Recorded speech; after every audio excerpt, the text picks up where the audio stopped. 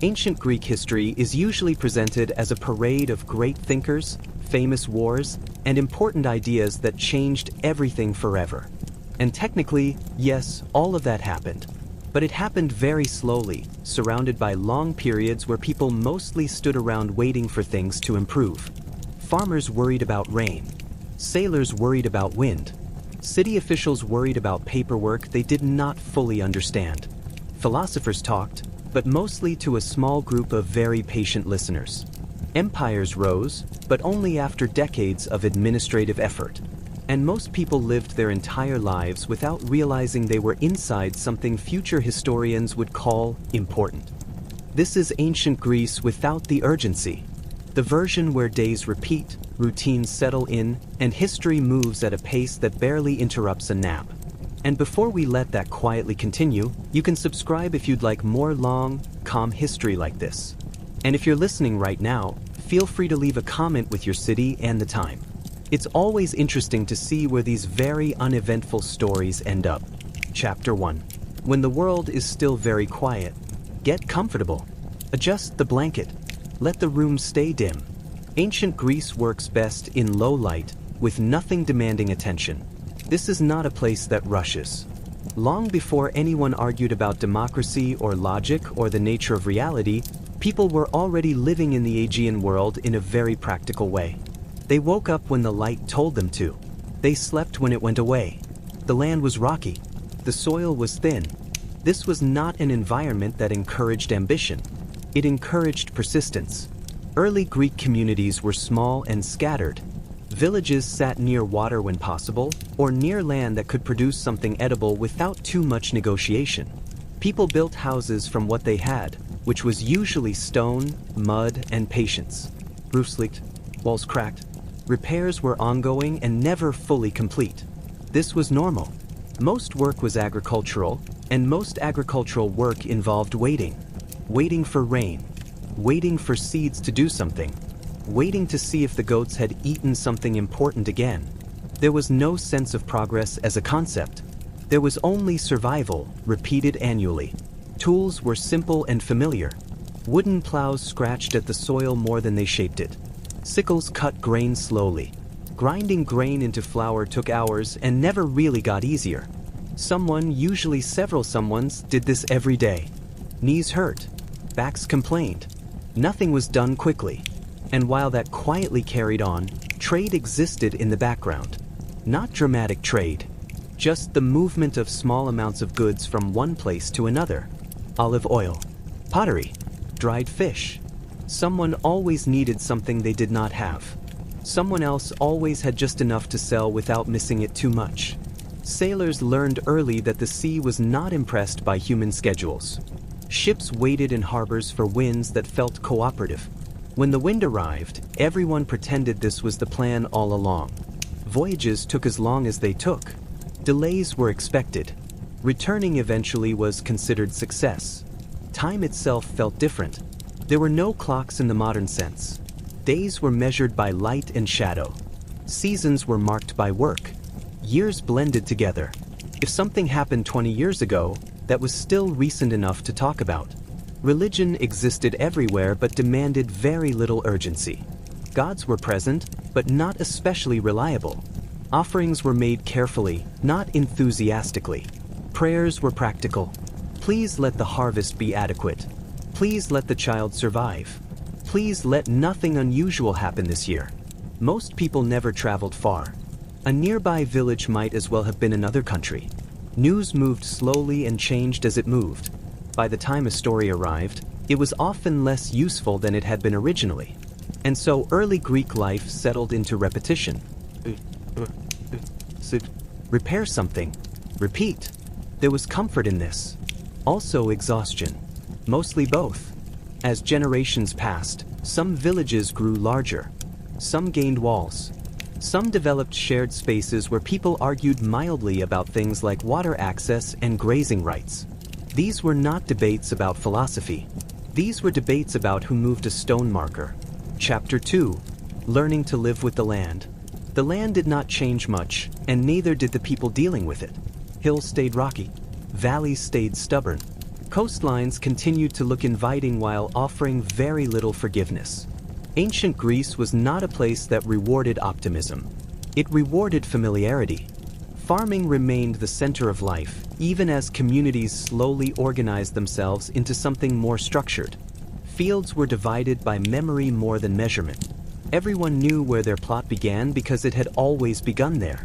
When disputes happened, they were handled locally and with great reluctance, because nobody wanted to spend energy arguing when the olives still needed attention. Olive trees were patient, long-term commitments. You planted them knowing they might not fully mature in your lifetime. This was normal. Many Greek farmers lived surrounded by work that would only truly benefit their children or their children's children. There was no romance in this. It was simply how time worked. You did the task because someone before you had done the same thing. Harvest seasons were busy but not dramatic. People worked longer hours. They complained quietly. Food was processed slowly and stored carefully. Oil was pressed with heavy stones. Grapes were crushed by feet that had done this many times before. Wine fermented when it felt like it. Nobody rushed it. Bread remained basic and repetitive. Grain was ground daily because storing flour invited problems. Problems had teeth. Someone, often women or enslaved laborers, spent hours turning grain into something edible. This work was constant and invisible. It did not get written down. It did not get commemorated. It simply happened every day. And while that quietly carried on, small trades developed around these routines. Potters shaped vessels meant for storage, transport, and very little beauty. Clay was abundant. Decoration was optional. Most pottery was practical and unremarkable, which is why so much of it survives. Nobody bothered to destroy it. Blacksmiths existed but worked slowly. Iron was valuable. Bronze still had its place. Tools were repaired more often than replaced. A broken item was an inconvenience, not an excuse to get something new. Everything was expected to last longer than it should. Clothing followed the same logic. Wool was spun, woven, and reused until it stopped cooperating. Tunics were simple rectangles, adjusted with pins and hope. Fashion was not a concept for most people. Clean and intact was enough. Homes remained modest. 1 or 2 rooms, sometimes shared with animals. Smoke from cooking fires lingered indoors. Ventilation was theoretical. Furniture was minimal. You sat where you could. You slept where there was space. Daily routines rarely varied. Morning began with chores. Water was fetched. Animals were fed. Tools were checked. Meals were simple and eaten without ceremony. Silence was common. Not because people were contemplative, but because talking did not make the work faster. Children learned by watching. There were no formal lessons for most. Skills were passed down through repetition and correction. You learned to do something because someone eventually stopped fixing your mistakes. Old age was respected quietly. Elders advised when asked. They repeated stories everyone already knew. Memory mattered because records were scarce. If an elder remembered a bad harvest or a strange storm, people listened. Not because it was exciting, but because it might be useful. Religion threaded through these routines without interrupting them. Small household shrines existed. A bit of food was set aside. A short prayer was spoken. The gods were part of the environment, like weather. Present, unpredictable, and not especially interested in fairness. Festivals happened occasionally and were anticipated mostly because they broke routine. There was food. There was noise. There was temporary relief from labor. Then everything returned to normal, usually the next day. And while that quietly carried on, villages began to recognize themselves as something more permanent. Paths became roads through repeated use. Gathering spaces became habitual. People started to think in terms of us, defined by proximity and shared inconvenience. Conflict existed, but it was usually small. Disagreements over land, animals, water.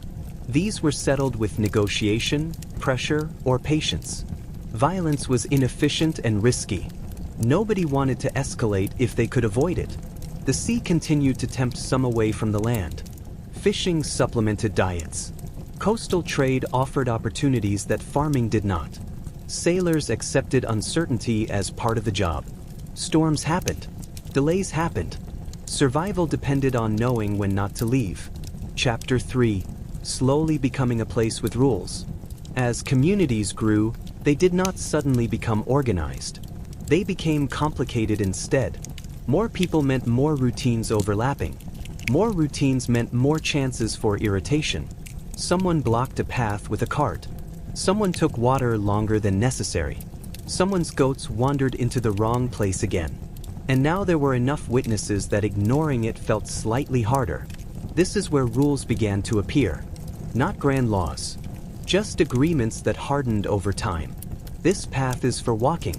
That field is not communal anymore. Water is drawn in this order when it's dry.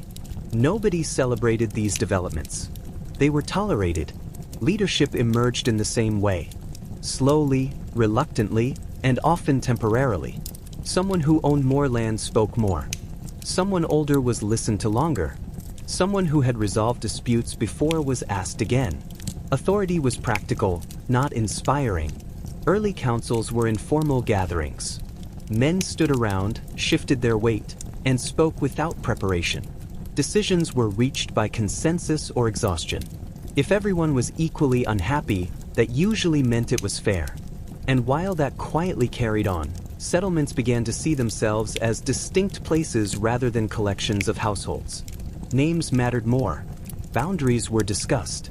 Stories were told about founders, usually invented after the fact. Memory became selective. Markets grew out of convenience. If people were already meeting, they might as well bring goods. Exchange was personal and slow. Prices were flexible. Everyone complained about them anyway. Coinage would come later. For now, value was negotiated face to face. Merchants were tolerated with mild suspicion. They traveled. They knew things. They sometimes returned with unfamiliar ideas.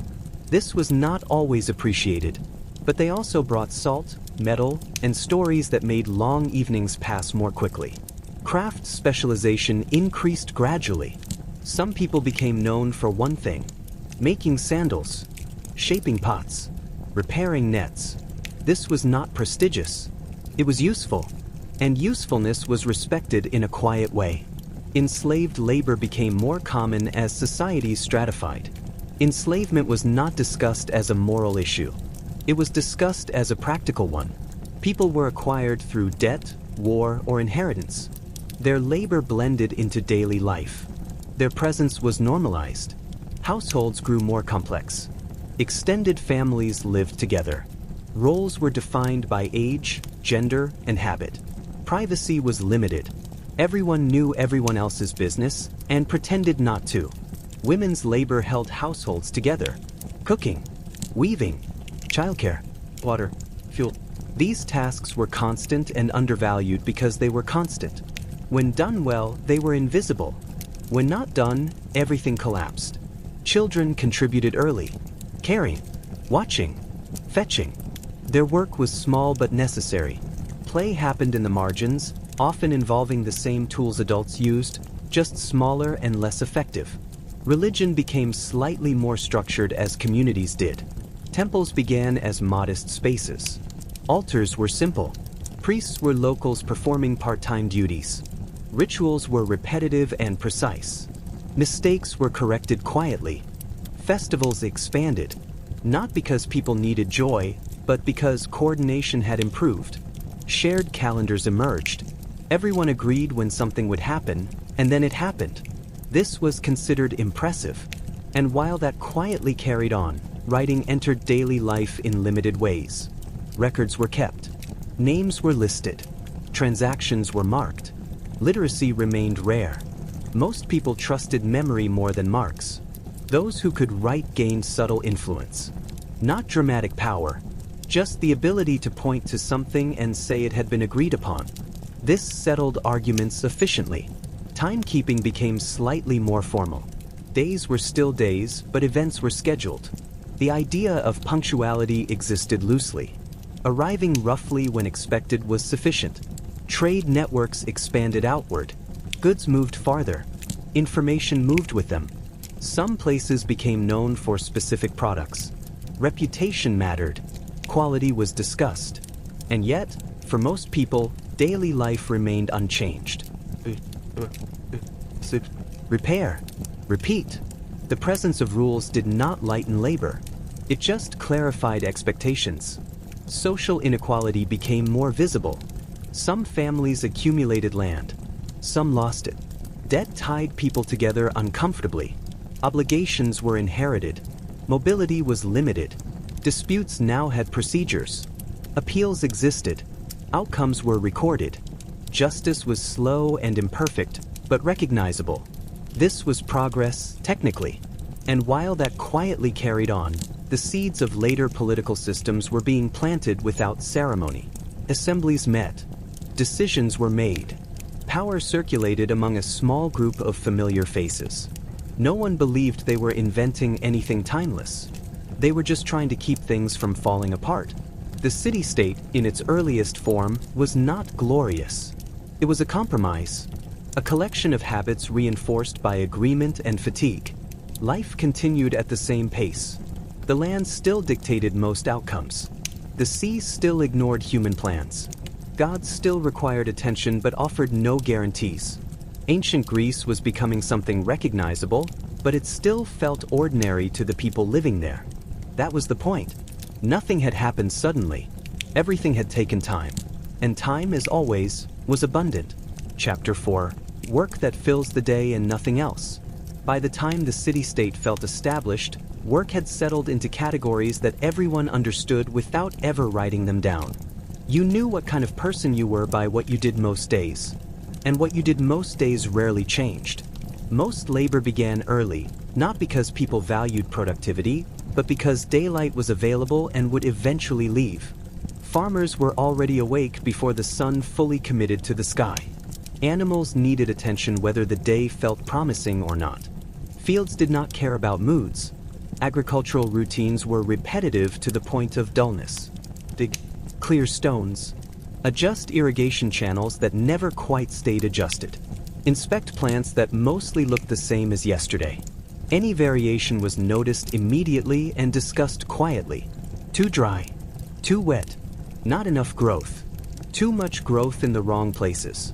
Shepherds spent long hours moving slowly with animals that did not share human priorities. Sheep wandered. Goats tested boundaries constantly.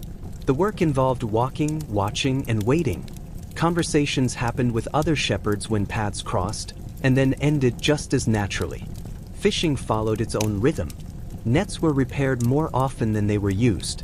Boats were checked carefully because small problems became large ones later. Days on the water were calm or frustrating, rarely rewarding enough to feel triumphant. A good catch meant adequate food and maybe a bit extra for trade. That was enough. Artisans worked in cramped spaces filled with familiar tools. Potters shaped clay while seated low to the ground. Wheels turned steadily. Hands repeated movements learned years earlier. Each vessel was similar to the last, with small variations nobody commented on unless something went wrong. Weavers spent hours indoors, working looms that dominated the room. The sound of weaving was constant and unremarkable. Wool passed through hands again and again until it became cloth. The finished product was folded, stored, worn, repaired, and eventually turned into something else. Tanners handled hides slowly and carefully, enduring smells everyone pretended not to notice. Leather took time to prepare properly. Rushing ruined it. The work was unpleasant but necessary. Sandals did not make themselves. Bakers woke earlier than most. Dough was mixed with practiced motions.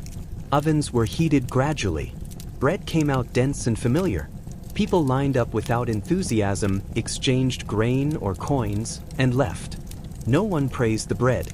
It was assumed to be acceptable. And while that quietly carried on, public work expanded in small ways. Roads needed maintenance. Walls needed inspection. Storage facilities needed oversight. These jobs rotated among citizens or were assigned to those without better options. Civic duty felt like inconvenience more than honor. Messengers traveled between settlements carrying information that had already aged slightly. Their job was endurance rather than speed. Roads were uneven. Weather intervened.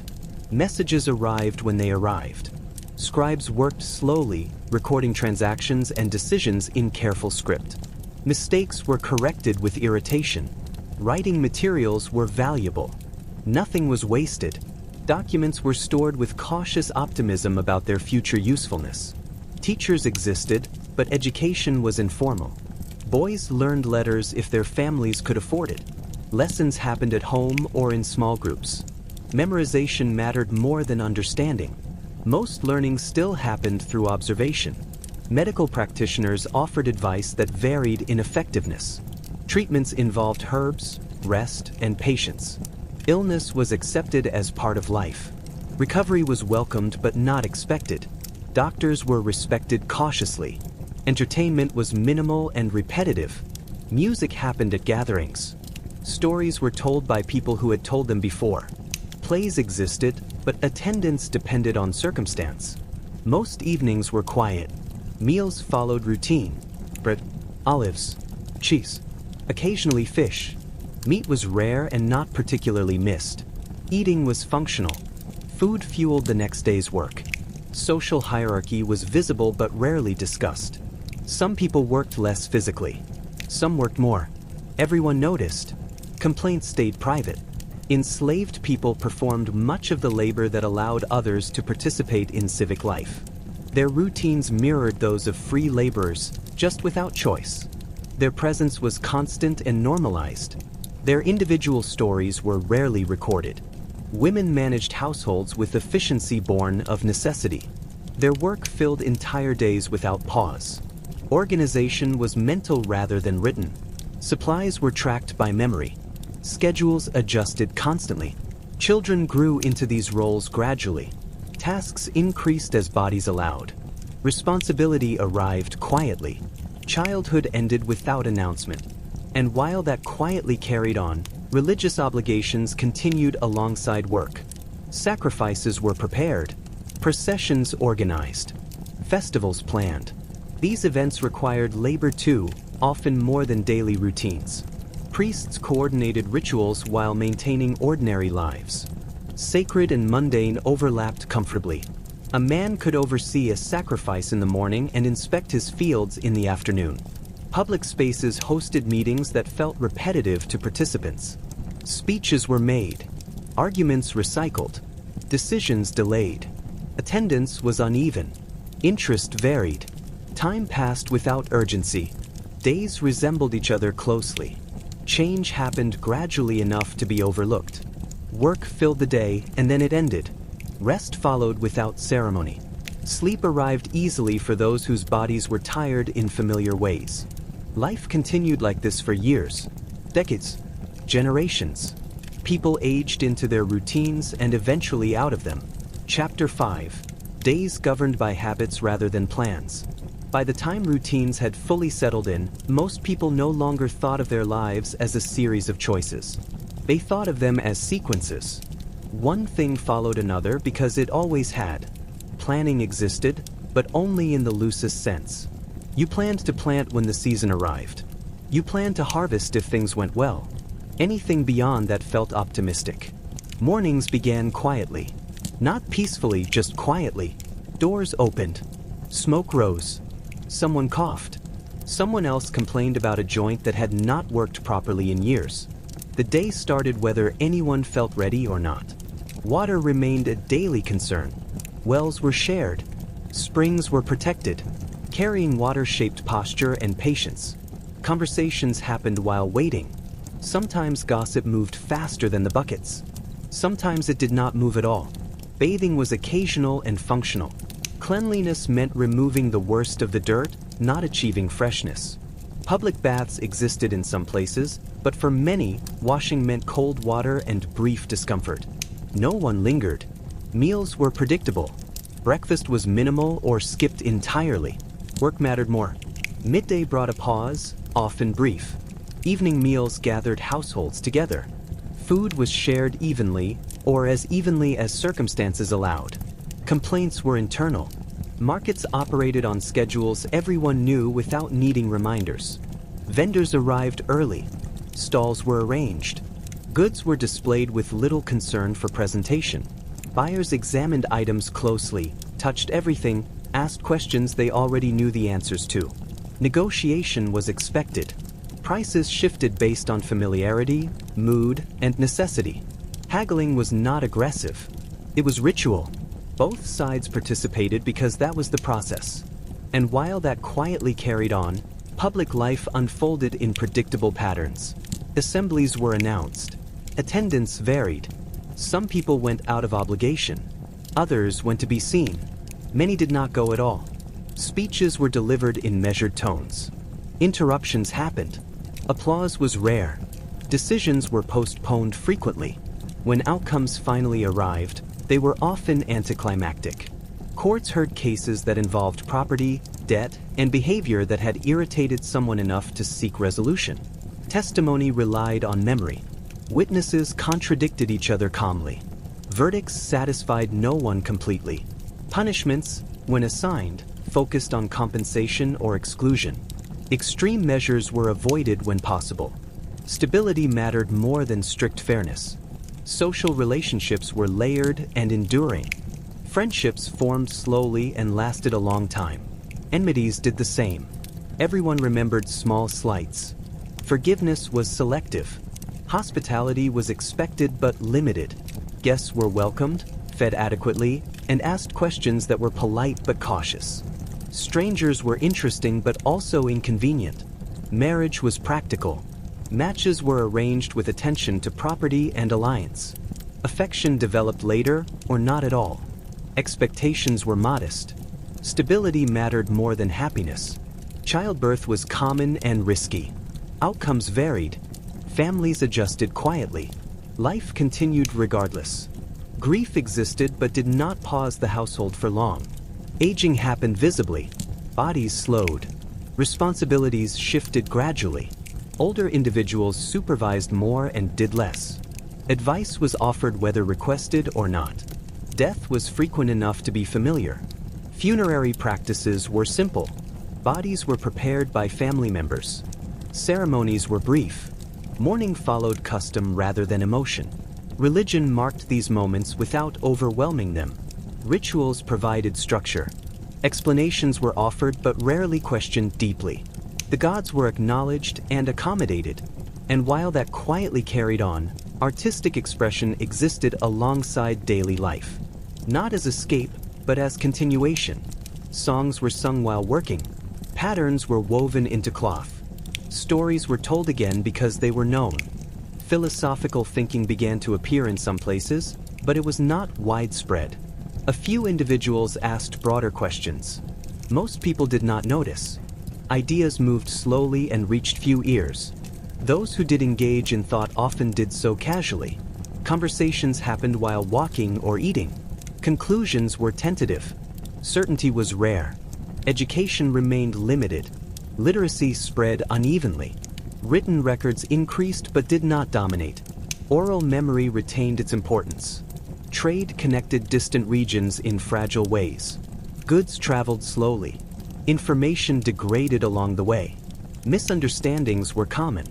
Foreigners brought unfamiliar customs that were observed with curiosity and mild judgment. Some practices were adopted. Most were not. Weather continued to dictate outcomes more than any human decision. Droughts, rains, winds, and heat shaped years. Preparation helped but did not guarantee success. Communal responses to hardship were measured. Aid was given cautiously. Resources were finite. Solidarity had limits. And while that quietly carried on, time accumulated. Years passed. Generations replaced each other. Structures remained while individuals cycled through them. Memory blurred. Events were recalled inaccurately. Legends formed around ordinary occurrences. History began to take shape without intent. Life remained slow, predictable, occasionally difficult, rarely surprising. People did not feel bored. Boredom required comparison. This was simply how life was lived. Nothing demanded urgency. Nothing promised change. Days followed days. Habits guided behavior. Plans stayed close to the present. Chapter 6, When Ideas Appear But Do Not Hurry. Somewhere inside all this repetition, ideas began to form. Not loudly, not all at once. They did not arrive with announcements. They showed up during walks, during meals, during long pauses when work had slowed enough to allow thought to drift. This did not mean everyone suddenly became philosophical. Most people remained focused on practical matters.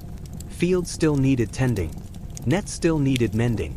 But a small number of individuals, often those with slightly more leisure or slightly fewer immediate worries, started asking questions that did not improve harvests. They asked what things were made of. Not in a useful way, just in a curious way.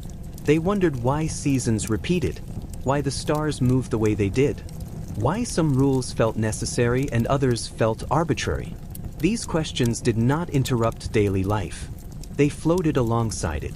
Early thinkers were not professionals. They had other identities first. Landowners, travelers, tutors, occasionally merchants. Philosophy was something you did in addition to everything else, usually while walking slowly and talking to someone patient. There were no formal schools at first, just clusters of listeners who tolerated long explanations. Teaching happened conversationally. Arguments unfolded gently. Disagreements were frequent and unresolved. And while that quietly carried on, stories about these thinkers spread unevenly.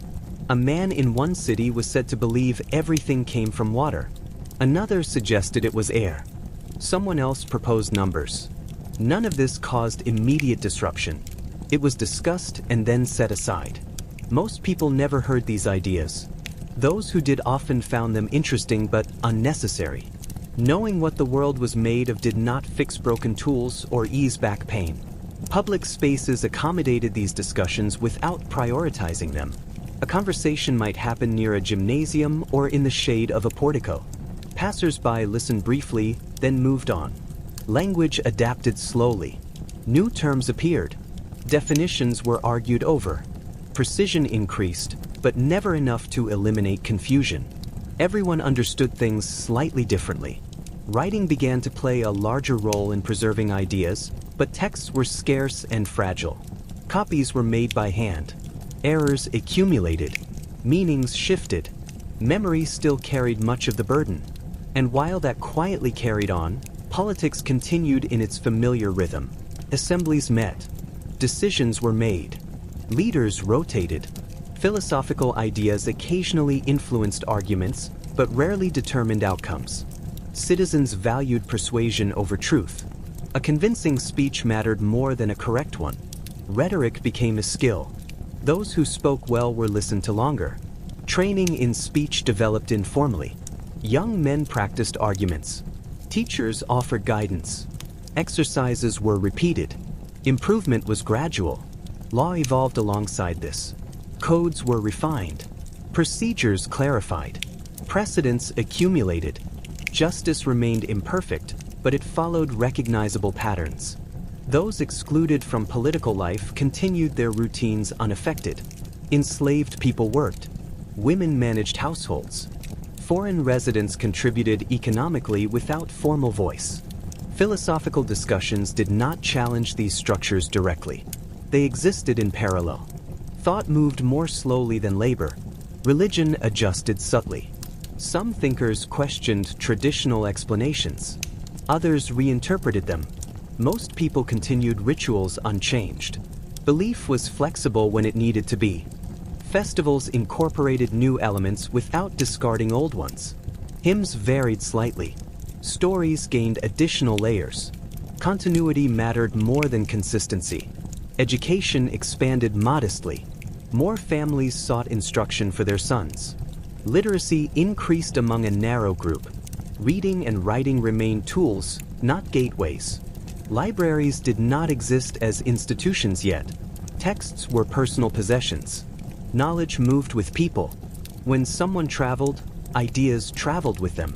And while that quietly carried on, the gap between those who thought abstractly and those who did not remained wide but unremarked upon. There was no sense of intellectual class struggle. Curiosity was allowed, not required. Daily life continued uninterrupted. Markets opened. Work proceeded. Meals were eaten. Ideas did not excuse anyone from chores. Occasionally, a thinker gained enough attention to become mildly famous. Students gathered, discussions intensified, rivalries formed. None of this affected Olive Harvest. When disagreements became sharp, they were handled verbally. Insults were clever rather than loud. Reputations shifted. Arguments ended without resolution. Time softened everything. Bold claims lost urgency. Radical ideas became topics of polite discussion. Extremes drifted toward moderation. And while that quietly carried on, older generations regarded these discussions with mild skepticism. Younger ones listened with interest, then inherited responsibilities that limited their time for thought. Death intervened frequently. Thinkers died. Students remembered fragments. Teachings were simplified. What remained was what fit into existing habits. Philosophy did not replace tradition. It layered onto it. The world remained familiar, just slightly more explainable in theory. For most people, nothing felt different. They still woke early. They still worked. They still worried about weather and supplies. Ideas existed, but they did not hurry. They waited patiently for conditions that might allow them to matter later. Chapter 7. Politics that feel more like chores. Political life did not arrive with excitement. It arrived the way most responsibilities do, by becoming unavoidable. Once communities grew large enough, someone had to keep track of decisions, resources, and disputes that could no longer be settled by familiarity alone. This did not feel empowering. It felt like paperwork even before there was much paper. Citizenship, where it existed, was defined narrowly. Most people were excluded without much discussion. Women, enslaved people, foreign residents. Their absence from decision-making was treated as natural, not controversial. Politics was a task for those with time to spare, which already limited participation. Assemblies met in open spaces.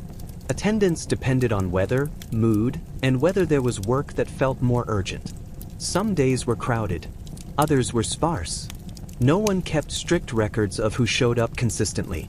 Meetings followed loose procedures. Someone spoke. Someone else responded. Points were repeated. Interruptions happened. Patience was required. Decisions took time because consensus was rare and haste was distrusted. Voting methods varied. Sometimes hands were raised. Sometimes stones were placed in containers. Accuracy was approximate. Disputes over results happened but rarely changed outcomes. Everyone accepted that the system was imperfect. Holding office was not always desirable. Many positions were temporary and unpaid. Serving meant time away from personal work. Some citizens avoided selection if they could. Others accepted reluctantly, knowing refusal might look suspicious. And while that quietly carried on, bureaucracy developed in small, tedious steps. Records were kept. Lists were maintained. Funds were tracked. Errors accumulated. Corrections followed. Treasurers worried about shortages. Magistrates worried about accusations. Clerks worried about legibility. None of this was glamorous. It was necessary enough to continue. Public works were discussed often and completed slowly. Roads were repaired in sections. Walls were maintained just enough to function. Water systems were inspected periodically. Progress was incremental and uncelebrated. Taxes existed, though the word was not always used. Contributions were expected in various forms. Grain, labor, money. Complaints accompanied every request. Compliance varied. Legal cases consumed much political energy. Citizens brought disputes forward because there was now a place to do so. Hearings followed established patterns. Outcomes satisfied neither side completely, which was considered balanced. Law was both flexible and rigid. Rules existed, but interpretation mattered. Clever arguments were rewarded. Familiarity with procedure helped. Justice leaned toward those who understood the system better. And while that quietly carried on, political identity became part of daily conversation. People referred to decisions made by the city. Pride developed slowly. Loyalty was local rather than abstract. Conflicts between city-states occurred, but they often unfolded through diplomacy and posturing before anything else. Envoys traveled. Messages were exchanged. Delays were common. Resolution took time. Military organization existed, but it did not dominate daily life for most citizens. Training happened periodically. Equipment was maintained. Service was expected when required, but not constant. Soldiers were farmers first. Campaigns disrupted routines. Absence from home caused problems. Participation was framed as duty rather than honor. When conflicts ended, people returned to their fields and workshops. Stories were told. Experiences were shared briefly. Life resumed its previous rhythm. Political debates sometimes referenced tradition, sometimes practicality, rarely ideals. Stability was the unspoken goal. Change was approached cautiously. Leaders gained influence through consistency rather than charisma. Loud personalities were tolerated briefly. Reliable ones lasted longer. Reputation mattered more than vision. And while that quietly carried on, inequality persisted within political systems. Wealthier citizens had more time and resources to participate. Poorer ones attended when they could. Representation was uneven. Efforts to address imbalance were discussed occasionally. Solutions were proposed. Implementation was limited. Everyone agreed something should be done, eventually. Public accountability existed but was imperfect. Officials were reviewed after service. Accusations were made. Defenses offered. Outcomes varied. Most returned to private life unchanged. Political life was cyclical. Issues resurfaced. Arguments repeated. Decisions were revisited. Memory was short when convenient. And yet, participation mattered enough to sustain interest. Citizens complained about politics constantly, which meant they cared just enough to keep showing up. Religion intersected with politics without dominating it. Oaths were sworn. Rituals accompanied decisions. The gods were acknowledged as witnesses rather than managers. Festivals provided opportunities for political display. Speeches were given. Honors awarded. Attendance increased. Normal routines paused briefly. Foreign visitors observed these systems with curiosity. Some admired them. Others found them chaotic. Greeks themselves were divided in opinion. And while that quietly carried on, political thought developed alongside practice. Ideas about governance circulated. Comparisons were made between cities. Critiques emerged. None of this disrupted daily labor. Fields still needed tending. Workshops still operated. Politics occupied a portion of time, not all of it. For many, political life was something that happened occasionally and then receded. Engagement was episodic. Commitment was limited. People learned the rules well enough to function. Mastery was rare. Confusion was common. And so ancient Greek politics continued as a steady background process. Not inspiring. Not oppressive enough to revolt against. Just present. Decisions were made slowly. Change arrived incrementally. Stability was maintained through habit rather than ideology. Nothing about it felt historic in the moment. It felt like another obligation layered onto an already full life. Chapter 8. The quiet expansion of the everyday world. As cities continued to function, they did not feel larger so much as busier in very specific ways. More people passed through familiar spaces. More voices overlapped. More small inconveniences appeared and were gradually absorbed into routine. The city did not grow suddenly. It accumulated. Streets remained narrow and uneven. They followed old paths rather than plans. Houses leaned slightly inward, as if tired. Drainage was inconsistent. After rain, puddles formed where they always had. People stepped around them without thinking.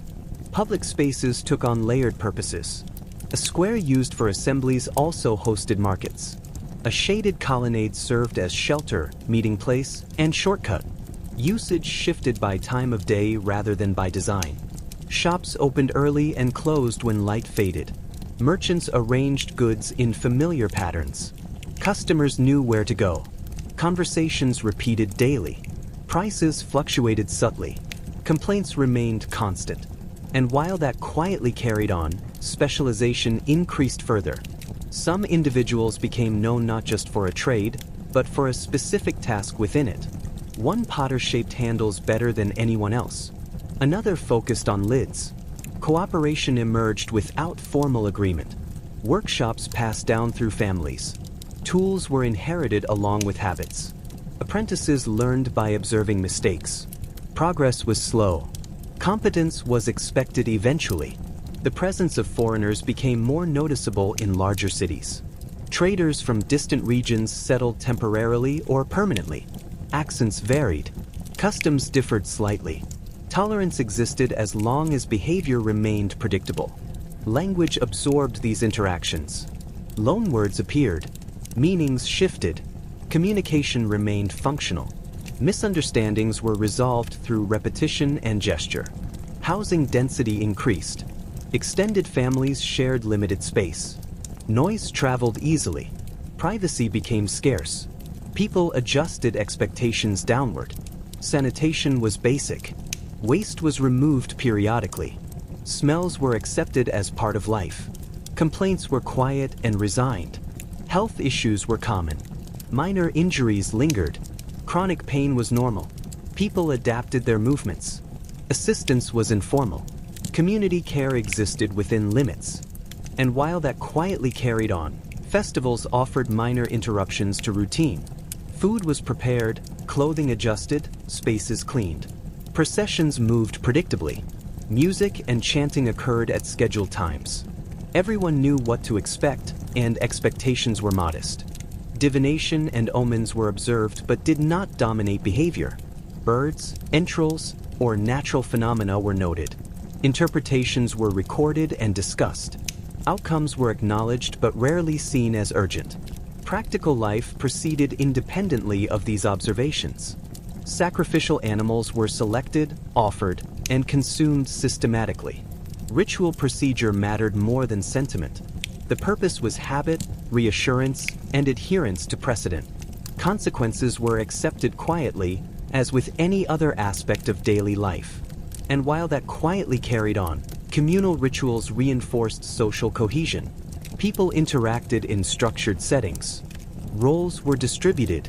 Responsibilities rotated. Children observed, gradually absorbing expectations. Lessons about hierarchy, behavior, and duty were learned alongside devotion. Religious calendars overlapped with agricultural schedules. Planting, harvesting, and seasonal festivals coincided predictably. Work and worship were entwined without conflict. Labor was interrupted briefly, then resumed seamlessly. Priests occasionally recorded events, omens, or dedications. These records were sparse, factual, and procedural. Interpretation was careful. Drama was minimized. Memory mattered as much as writing. And while that quietly carried on, personal beliefs varied. Some were more devout, others indifferent. Most accepted ritual as normal background noise. Emotional intensity was rare. The gods were familiar actors in everyday life, not agents of immediate consequence. Death and funerary rites followed similarly structured patterns. Bodies were prepared according to established customs. Mourning was observed. Offerings were made. Time passed. Life continued. Ritual provided a framework but did not disrupt routine beyond minor labor. Festivals offered rare exceptions. Slightly extended work, slightly different social arrangements, minor social tension. But these events were temporary. Patterns resumed immediately afterward. And while that quietly carried on, sacred spaces accumulated objects and inscriptions gradually. Dedicatory offerings appeared over years. Statues aged. Temples became familiar landmarks rather than sources of wonder. Religious specialists rarely sought prominence. Authority existed quietly based on competence and consistency.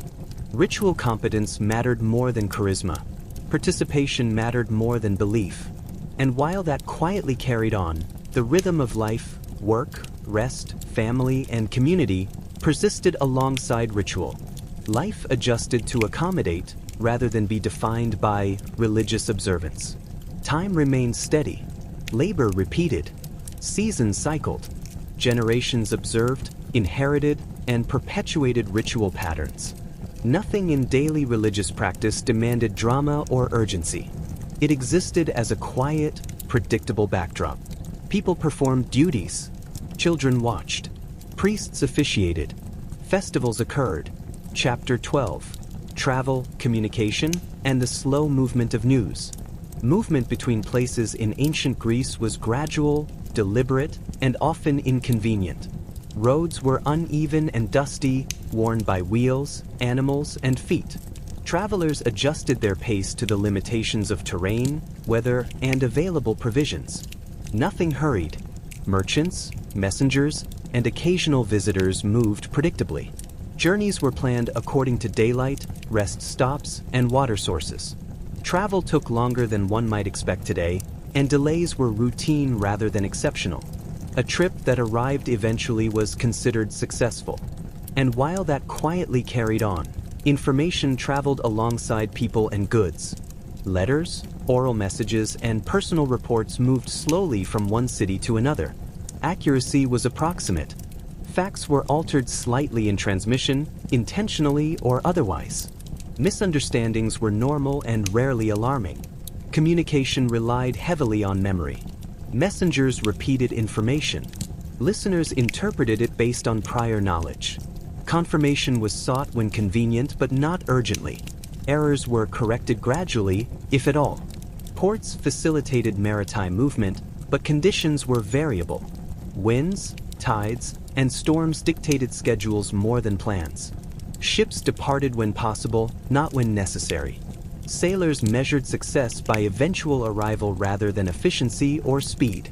And while that quietly carried on, trade networks expanded incrementally. Certain cities became known for specific products. Salt, wine, ceramics, and textiles moved along predictable routes. Exchange was steady but rarely transformative. Reputation mattered more than novelty. Travel brought exposure to other customs, dialects, and minor innovations. Visitors were noted, observed, and assimilated cautiously. Practices were adopted slowly if they fit existing routines. Most differences were tolerated rather than enthusiastically embraced. Roadside inns and temporary shelters accommodated travelers. Comfort was minimal. Expectations were low. Sleep occurred when possible. Meals were basic. Journeys required patience. And while that quietly carried on, news of events, political decisions, births, deaths, and local disputes spread along the same channels. Stories accumulated embellishments and omissions naturally. Accuracy was secondary to social utility. Knowing that something happened was usually enough. Couriers sometimes carried official messages, but these were rare and slow. Officials relied on regular rhythms and repeated trips to convey information. Urgency was a concept applied occasionally, often unsuccessfully. Local gossip complemented formal communication. Information moved quickly within cities, though significance was usually limited to the immediate community. Outsiders were secondary recipients, if they received it at all. And while that quietly carried on, festivals, religious observances, and market days punctuated the movement of people. Travelers coordinated arrivals with such events when convenient. Temporary crowds facilitated exchange of news and goods simultaneously. Time dictated everything. Days were measured by sunlight, not clocks. Weeks, months, and seasons structured longer plans. People learned to align their expectations with these rhythms rather than attempt to impose acceleration. Travel was slow. Communication was slow. Work was slow. Learning was slow. Life proceeded at a measured pace that allowed observation, reflection, and incremental adaptation. And while that quietly carried on, memory accumulated more than formal record-keeping. People recalled journeys, interactions, and events for social or practical purposes. Stories became reference points, often repeated in similar form across years. Nothing about the movement of people or information demanded drama. The world unfolded predictably. Delays were normal. Adjustments were routine. Expectations remained modest. People walked, spoke, traveled, and waited. Chapter 13. Medicine, illness, and the quiet persistence of routine. Health in ancient Greece was a subtle, constant concern, but it did not dominate life with urgency. Illness arrived predictably enough to be incorporated into daily routines. People adapted to minor injuries, fevers, and digestive issues as part of existence, rather than as crises requiring dramatic intervention. Physicians existed, but their practice was practical rather than spectacular. Remedies relied on herbs, poultices, diet, and rest. Advice was offered calmly and often repeated to ensure understanding. Treatments worked occasionally, failed occasionally, and this was expected without complaint. And while that quietly carried on, midwives assisted in childbirth in much the same manner, methodically, quietly, and with attention to routine. Birth was frequent and sometimes risky, but care was steady. Outcomes were accepted calmly. Families adjusted without dramatics. Life continued. Household remedies circulated widely. Everyone had knowledge of plants, oils, and simple techniques. Minor ailments were treated locally. Serious conditions required travel to a practitioner or community healer, which was inconvenient but not unusual. Hospitals, as we think of them, did not exist. Care was domestic or communal. Observation was key. Experience mattered more than theory. Continuity of care relied on repetition, memory, and social networks. And while that quietly carried on, funerary practices intersected with health indirectly. Death reminded communities of mortality without creating panic. Rituals structured grief and provided familiarity. Preparation and care were methodical rather than emotional. Elderly citizens adapted gradually to physical decline. Daily routines shifted. Work was reduced. Supervision replaced manual labor. Families adjusted roles to accommodate aging without fanfare. Sanitation influenced health subtly. Streets, wells, and public spaces were maintained enough to function. Contamination occurred, but predictable patterns allowed people to mitigate risk. Minor sicknesses were accepted as normal. And while that quietly carried on, diet remained central. Meals were simple but consistent. Bread, olives, cheese, occasional fish or meat. Regularity mattered more than variety. Nutrition was functional. People adapted to scarcity calmly, without dramatic hunger crises unless misfortune struck unusually hard. Medical knowledge was modestly codified. Observations were recorded. Treatments recommended. Efficacy was inconsistent. Repetition mattered more than innovation. Techniques persisted more through habit than study. Travel for medical care happened slowly. Journeys were planned according to need rather than convenience. Advice was sometimes supplemented with observations of other communities' practices. Changes occurred gradually, and while that quietly carried on, rituals intersected with health. Offerings and prayers were directed toward protection from illness. Observances provided reassurance rather than guaranteed outcomes. Gods were companions in practice, not replacement for labor or knowledge. Children learned basic care by observing adults. Skills accumulated gradually. Mistakes were corrected gently. Survival depended on experience, repetition, and cautious adaptation rather than brilliance. Death, illness, and injury were integrated into the rhythm of life. Grief was measured. Recovery was slow. Continuity was maintained. Daily labor continued alongside medical and ritual practices. And while that quietly carried on, the pattern of adaptation persisted. Knowledge, observation, and routine ensured continuity. Communities functioned even amid recurring illness. Time remained steady. Work continued. Rituals were performed. Healing happened at a deliberate pace. Nothing required urgency. Nothing demanded heroism. Life accommodated the body's fragility with patience and quiet persistence. Chapter 14. Domestic life and the rhythm of households. Households in ancient Greece were small worlds, each with its own steady rhythm. Daily life revolved around predictable tasks, preparing meals, tending animals, maintaining tools, and organizing the spaces in which people lived. The work was constant, quiet, and rarely interrupted by anything dramatic. Women managed the household with unspoken authority. They planned meals, allocated supplies, and ensured that clothing, utensils, and furnishings were functional. Their work was never complete, because the household itself demanded attention continuously. Cleaning, repairing, and organizing were ongoing processes. Each day resembled the last, and that repetition provided a sense of structure. And while that quietly carried on, men often divided their attention between labor outside the home and oversight of domestic needs. Farmers tended fields. Artisans maintained workshops. Some managed finances or traveled for trade. When they returned home, their presence was routine, their contribution steady, even if unremarkable. Children learned the rhythm of the household by observation and participation. They carried water, tended small animals, assisted with cooking, and helped manage storage. Education in this context was practical. Efficiency, responsibility, and attentiveness were lessons imparted subtly over years. Mistakes were corrected calmly. Mastery developed gradually.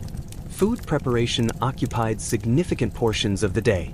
Bread had to be baked, olives pressed, cheese managed. Occasionally, fish or meat was incorporated. Meals were functional. Eating was a pause, a necessity, not a performance. Conversations during meals were measured, and topics generally repeated familiar concerns: weather, work, local news. And while that quietly carried on, households maintained storage for essential supplies. Grain, oil, dried legumes, and other staples were monitored constantly. Rot and spoilage were accepted as inevitable and managed with routine care. Nothing about these practices felt urgent. They were part of the steady march of domestic life. Clothing required attention. Wool and linen were spun, dyed, and woven. Garments were repaired rather than discarded. Patterns persisted over generations. Fashion existed, but subtly. Novelty was slow to arrive, and when it did, it was absorbed into the existing routines gradually. Sanitation within homes was basic but functional. Waste was removed carefully. Water was stored and managed cautiously. Soap-like materials were sometimes used, though sparingly. Hygiene was practical rather than ceremonial. Illnesses resulting from neglect were accepted with quiet pragmatism. And while that quietly carried on, social interaction within the household followed predictable rhythms. Meals, gatherings, and evenings were spent in measured conversation. Entertainment was minimal: storytelling, song, or casual games. Noise levels were controlled out of habit rather than by enforcement. Visitors were accommodated systematically. Guests were welcomed politely. Offerings of food and drink were measured. Interaction followed tradition. Curiosity was expressed, but expectations remained modest. Social hierarchies were observed subtly in conversation and seating arrangements. Household management also included preparation for public and religious duties. Portions of food, labor, and attention were allocated to festivals, sacrifices, or civic events. Planning occurred over days, weeks, or months. Preparation was methodical, unhurried, and quietly persistent. And while that quietly carried on, seasonal change influenced domestic routines. Planting, harvesting, and preparation for storage dictated the intensity of labor. Certain months demanded slightly more effort, others slightly less. This ebb and flow guided daily life without requiring conscious reflection. Children grew into these responsibilities gradually. By adolescence, most understood the expectations of domestic contribution fully. Transition into adult labor occurred smoothly because it was already embedded in daily practice. Aging in the household was similarly gradual. Older members continued to advise and supervise. Their physical contributions diminished slowly, replaced by observation and guidance. Authority persisted through familiarity and knowledge rather than position alone. And while that quietly carried on, domestic life intertwined with broader social and economic networks. Markets, neighbors, festivals, and religious observances all required minor adaptations. Adjustments were made quietly, incrementally, and without drama. Daily life remained steady. Tasks were completed. Food was prepared. Clothing was repaired. Work and rest continued in parallel. Chapter 15. Leisure, entertainment, and the small pauses. Leisure in ancient Greece was modest and intermittent. It existed quietly, embedded within the rhythm of daily life, rather than as a separate, celebrated domain. People rested when labor allowed. Small pauses were used for observation, conversation, or simple amusement. Nothing about leisure demanded performance or drama. Games and athletic exercises were common among youth, especially boys. Running, wrestling, and ball games occupied brief periods, usually outdoors. Rules were flexible. Effort mattered more than victory. Observation mattered almost as much as participation. Adults sometimes joined in or watched quietly, offering advice or correction when necessary. And while that quietly carried on, music existed as a background companion. Lyres, flutes, and percussive instruments accompanied work, religious rituals, or private gatherings. Songs were often repeated, familiar, and functional, a rhythm to synchronize activity or a memory aid.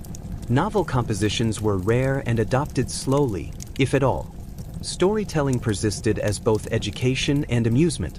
Tales of heroes, gods, and distant cities were recounted in households and public spaces. Narratives were familiar, repeated with subtle variation. Listeners absorbed lessons, social norms, and cultural values with minimal fanfare. Emotion was contained. Suspense existed gently. Humor appeared in understated forms, often as observation rather than exaggeration. And while that quietly carried on, festivals offered intermittent, slightly extended leisure. Attendance was expected but not exhausting. Food, ritual, and entertainment were provided. Social interaction expanded.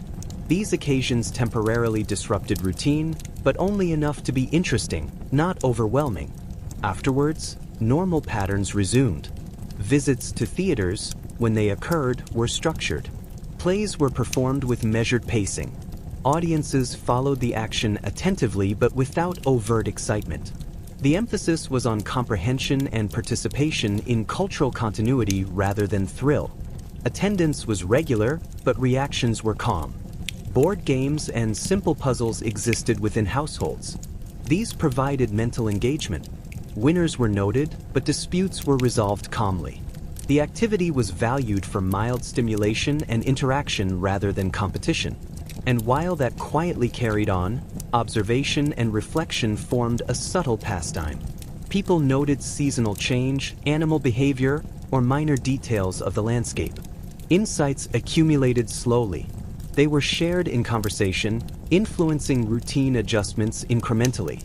Meals themselves occasionally served as small social diversions. Conversations stretched longer than necessary. Topics meandered across familiar and minorly interesting points. Laughter was rare, soft, and quickly moderated. Meals offered both nourishment and a gentle mental pause. And while that quietly carried on, garments were repaired meticulously. Small tears were stitched. Fraying edges were reinforced. Clothing was recycled when worn beyond function. Waste was minimal. Each stitch was deliberate, added slowly over time, and repeated as necessary. New fabrics were treasured but not extravagant. Footwear followed the same rhythm. Sandals were constructed from leather, often by household artisans or local craftsmen. Replacement was gradual. Soles were patched. Straps were repaired. Functionality outweighed style, though subtle distinctions in quality and decoration indicated social status quietly. And while that quietly carried on, laundering was routine and methodical. Clothing was soaked, scrubbed, rinsed, and dried according to predictable schedules. Labor was physical but unhurried. Mistakes, fading, or shrinkage were absorbed calmly into daily life. The effort required was understood and accepted as ordinary. Dressing followed customary practices. Garments were wrapped, folded, or draped in familiar ways. Pins and belts were used for adjustment. Appearance was maintained to a standard of expectation rather than fashion-forward experimentation. Differences were minor, subtle, and social rather than expressive.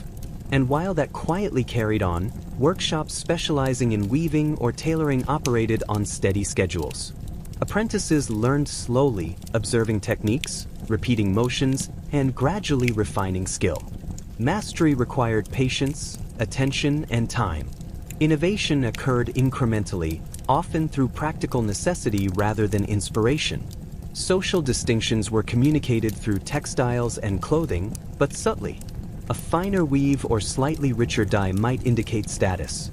Patterns or decorative elements signaled role, region, or family. Recognition required observation, memory, and familiarity.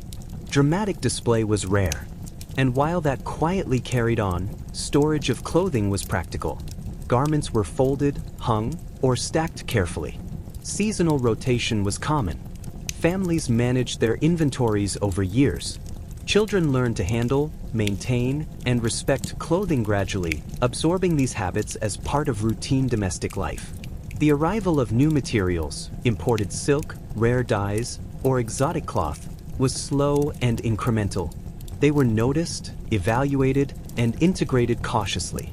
Everyday life did not change. Only minor adjustments in care or social perception occurred. And while that quietly carried on, ceremonial or religious garments were treated with slightly more attention. Temples, festivals, and official duties required careful draping or symbolic adornment. These occasions punctuated routine but did not dominate it. The extra effort was temporary, then life returned to ordinary rhythms. Time, repetition, and observation guided every aspect of textile production and care. Daily maintenance ensured functionality. Incremental improvements accumulated slowly. Aesthetic subtlety coexisted with practical necessity. Nothing about clothing or textiles demanded excitement. Nothing required urgency. Life incorporated garments, repairs, and care seamlessly. People wove, mended, washed, stored, and wore. Chapter 20: Food, Preparation, and the Unhurried Rhythm of Meals.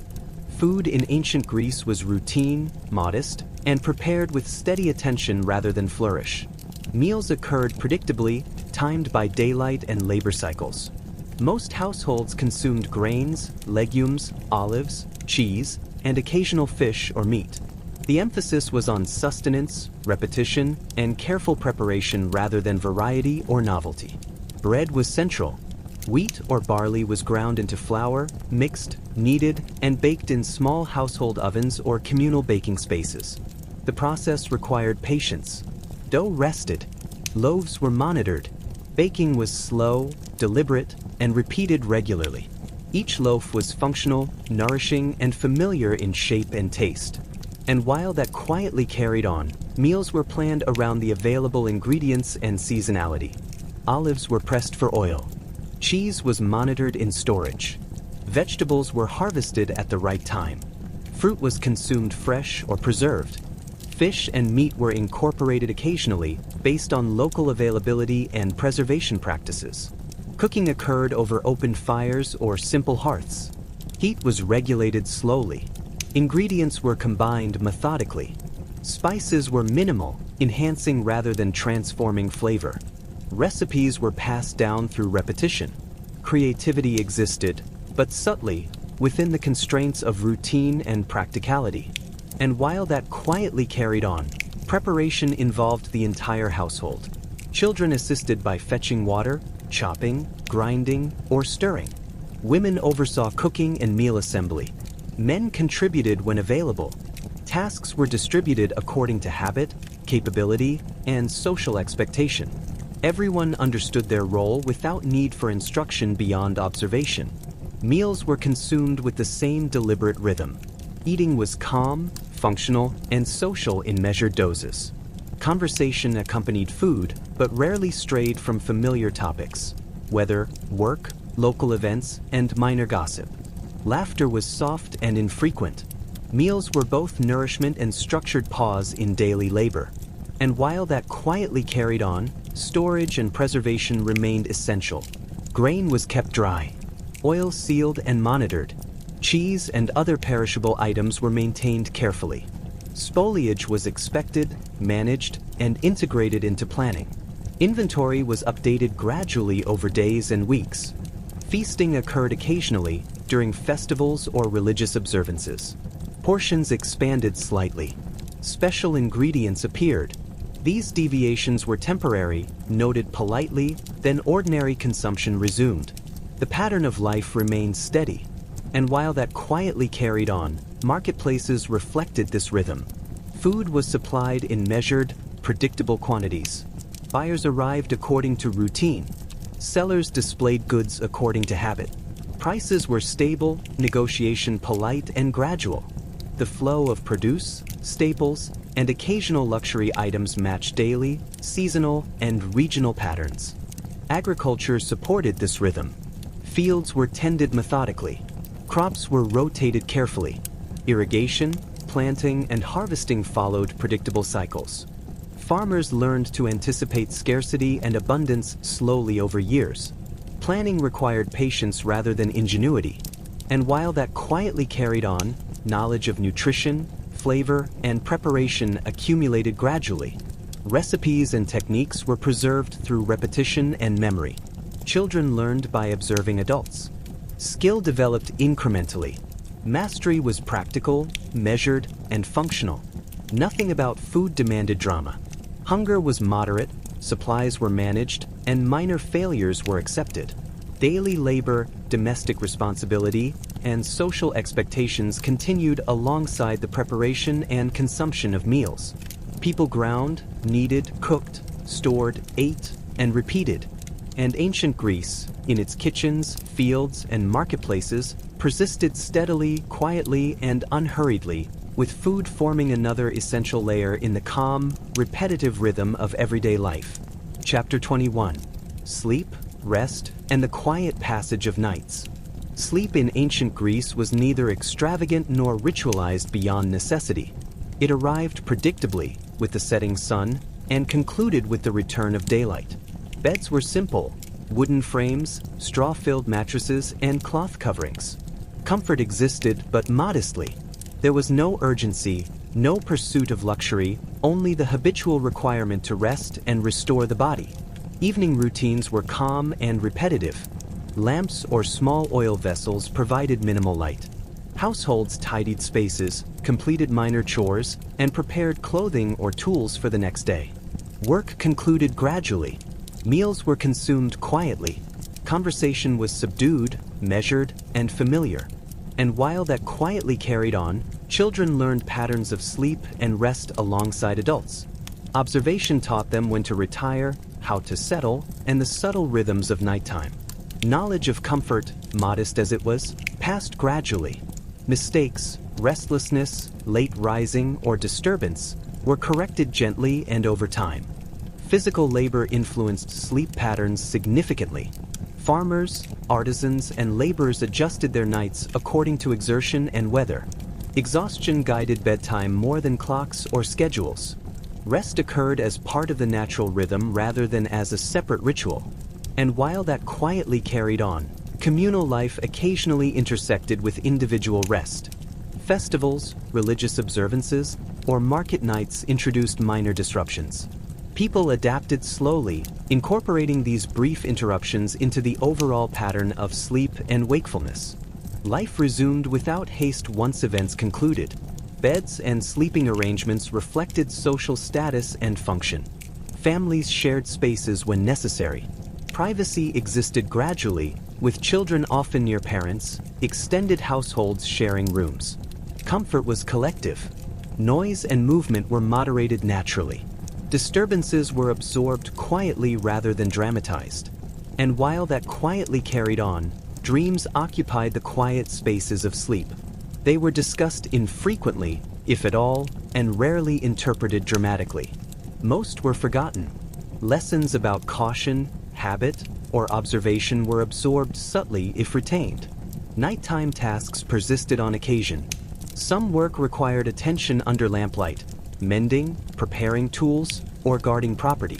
These activities were slow, careful, and integrated into the rhythm of life rather than imposed as emergencies. And while that quietly carried on, the passage of seasons influenced nightly routines. Longer nights in winter encouraged earlier retirement. Shorter nights in summer allowed extended work or social activity. These adjustments were minor and incremental, experienced gradually over years. Sleep was functional. It restored strength. It allowed concentration. It provided continuity. There was no spectacle, no dramatic tension, no sudden awakening. Rest simply existed as part of the steady pattern of existence. And while that quietly carried on, human bodies maintained the same gentle cycles over generations.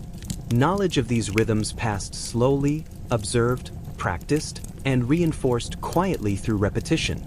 Nothing about sleep demanded excitement. Nothing required instruction. It was embedded into life. Work paused, meals concluded, and the night proceeded in quiet increments. People lay down, rested, dreamed, awoke, and repeated. And ancient Greece, in its homes, streets, and fields, continued steadily, calmly, and predictably, with nights passing as quietly and inevitably as days. Chapter 22: Markets, Minor Commerce, and the Slow Exchange of Goods. Markets in ancient Greece functioned as predictable, measured environments. Stalls were arranged in familiar patterns. Merchants arrived and departed according to habit, not spectacle. Goods were displayed carefully, prices remained steady, and transactions followed unspoken routines. Nothing about the market demanded haste or excitement. It existed as part of the quiet rhythm of daily life. Baskets of olives, jars of oil, freshly baked bread, small cuts of fish, and occasionally imported goods occupied each stall. Buyers moved slowly, observing, selecting, and negotiating. Exchanges were calm, polite, and often repeated. Haggling occurred methodically. A deal reached gradually was considered satisfactory. And while that quietly carried on, children accompanying their parents learned the procedures of trade. Counting, handling coins, recognizing value, and observing negotiation were absorbed through repetition. Mistakes were corrected gently. Mastery developed gradually over years. Merchants themselves were rarely flamboyant. Their reputation rested on consistency, honesty, and persistence. A trustworthy stall attracted regular customers. Service was steady, predictable, and deliberate. Sales were measured incrementally, building slowly over time. And while that quietly carried on, itinerant traders brought rare items to town: exotic spices, small luxury goods, or unusual fabrics. These were noted with mild curiosity but integrated slowly into household consumption. Daily life adjusted gradually, rather than reacting dramatically to novelty. Storage for market goods required careful planning. Perishables were rotated frequently. Dry goods were monitored. Spillage and spoilage were expected but managed without panic. Supply chains adapted slowly.